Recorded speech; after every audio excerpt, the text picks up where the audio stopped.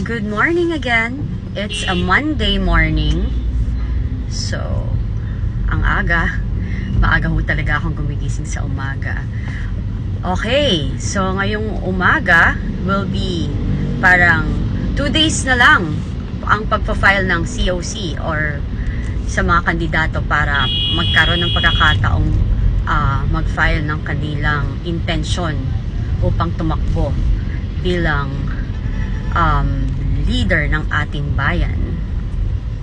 So, sa akin, again and again, paulit-ulit, sana bumoto po tayo ng mga bagong mukha. Palitan na po natin yung mga dating nakaupo dyan or yung mga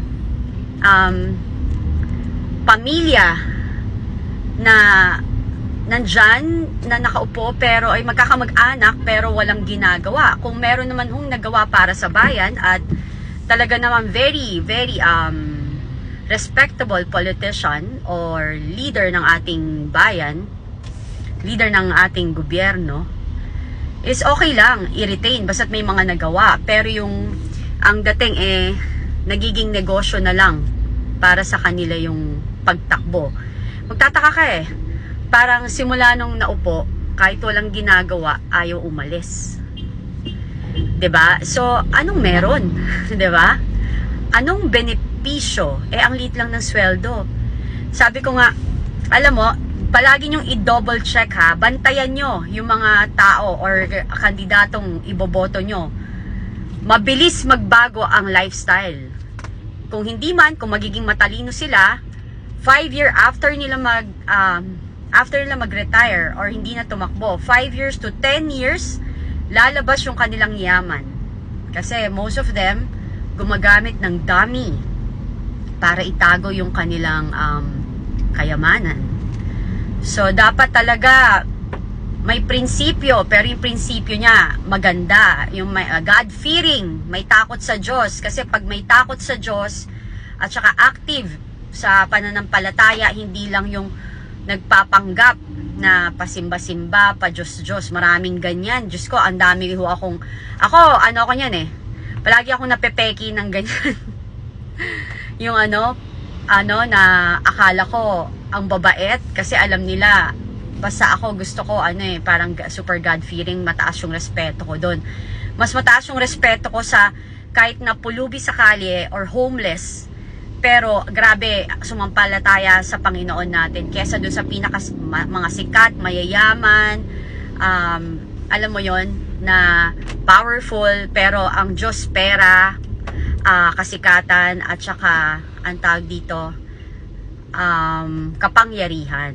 Kasi alam nyo, lahat to temporary lang. Kung anong meron sa atin ngayon, pahiram lang ng Panginoon yan and sinusubukan lang tayo kung paano natin pangangalagaan ng mga biyayang binigay niya sa atin. So now, kung abusado tayo, whatever we have, kaya rin niya yung bawiin, and pag yan binawi niya, hindi na natin yan makukuwang muli. Kaya nga may mga nagtatanong nga sa akin, Miss Cathy, paano na ba ang gagawin natin? Kasi nakakapagod, parang wala naman nangyayari sa kanila. Parang tuloy-tuloy, nagnanakaw pa rin sila, tuloy-tuloy gumagawa sila ng masama. Ang sagot ko, alam nyo po kasi, paulit-ulit ko naman po itong sinasabi. Ang dahilan po, kaya pinababayaan ng Panginoon na patuloy silang gumawa at paulit-ulit silang gumawa ng kasalanan at hindi sila nagbabago is, again, ang Diyos is mapagpatawad.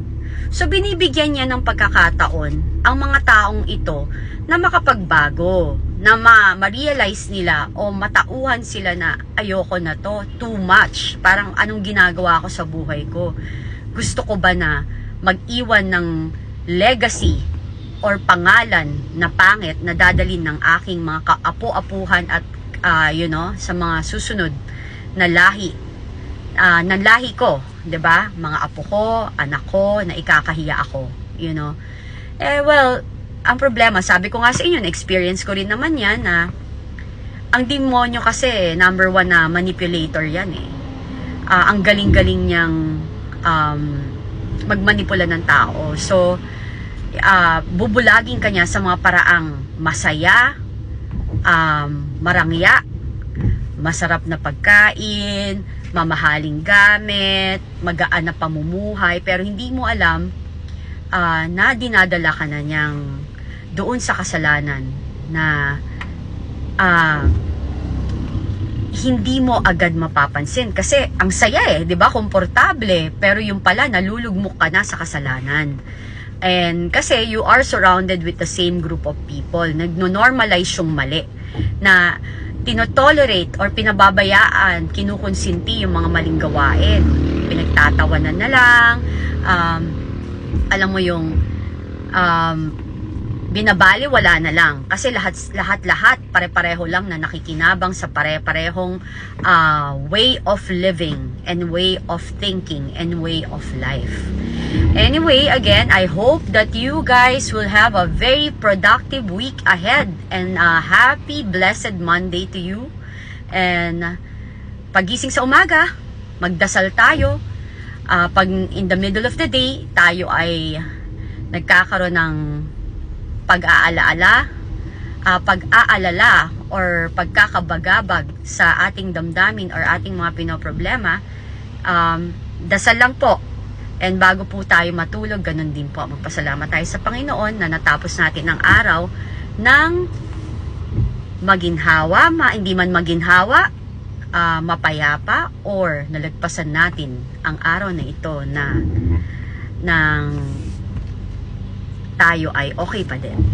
God bless anyone and I love you all. Bye!